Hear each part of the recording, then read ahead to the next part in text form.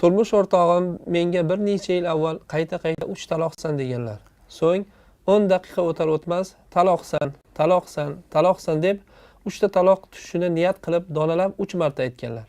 Endi yarashmoqchilar.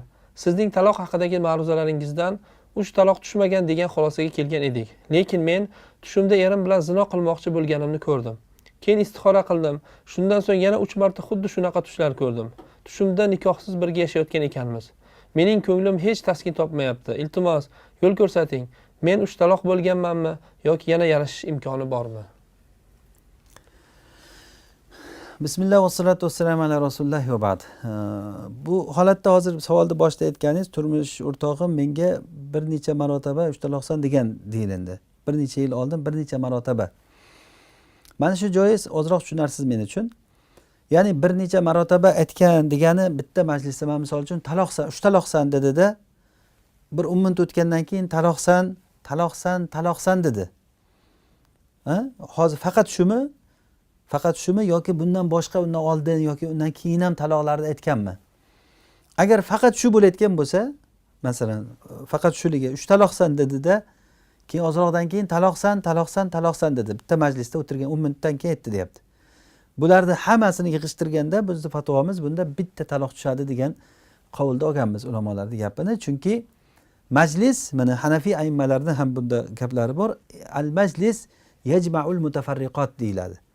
Ya'ni majlis bitta joyda o'tirgan holat tarqoq narsalarni hammasini jamlaydi. Shu majlisda aytilgan gaplar hammasi bitta hisoblanadi. Masalan, bir odam xotiniga 3 taloqsan dedi hozirgidek. 3 taloqsan, keyin yana ozroqdan keyin taloqsan dedi-ku.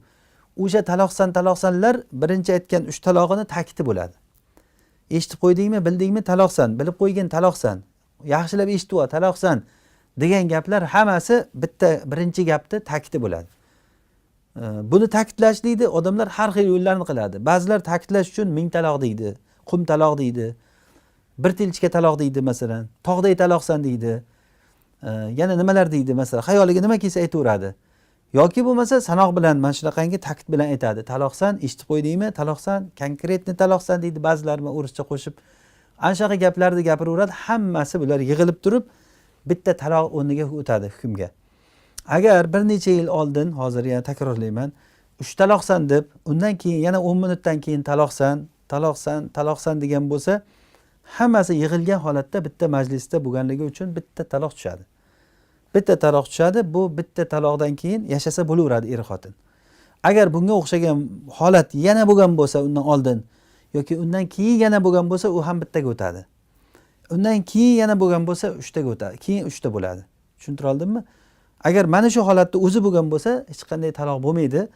Bitta taloq bo'lib turib, sizlar to'g'ri yashab turgan bo'lasizlar. Tushuntira olgan bo'lsam, masala shu. Keyin hozir tush ko'rdim, istixora qildim, tushimda erim bilan zino qilyapmiz ekan. Bu narsa halol haromni belgilab bermaydi. Bu istixora qildingiz, lekin istixoraning natijasi tush bo'lmaydi.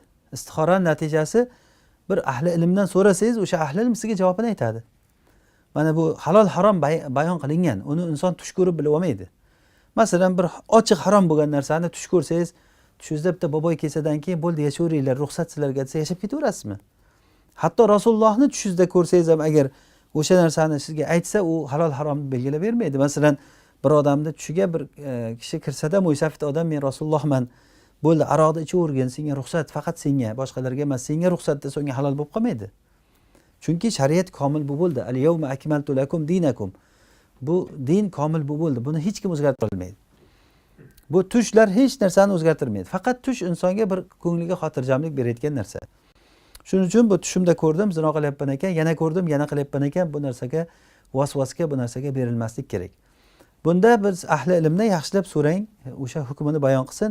Mana shu haq o'sha bo'ladi siz uchun.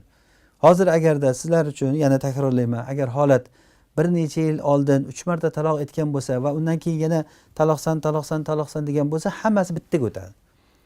Mana shunday holat agar yana takrorlangan bo'lsa undan oldin, u ham bittaga o'tadi. Bundan keyin bo'lsa yana bittaga o'tadi. Ana shunday holatdan 3 ta bo'lgan bo'lsa, unda harom bo'ladi, bunda yashashlik zino bo'ladi. Vallohu a'lam.